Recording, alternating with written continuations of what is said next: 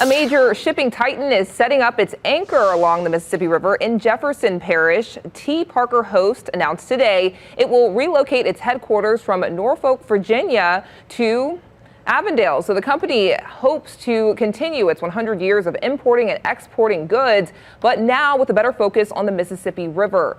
The shipping company already employs around 300 Louisiana workers, and it says the new headquarters will open up even more positions. Officials also say the location on the West Bank will help keep their focus on the expanding energy industry in the Gulf of Mexico. System you can get anywhere in North America from Avondale. And as a result of that, with the challenges that the West Coast has endured the last couple years with backups, we've seen an increase in business as a result of that, and we think that that's a growth opportunity for this region, and so we're committed to that.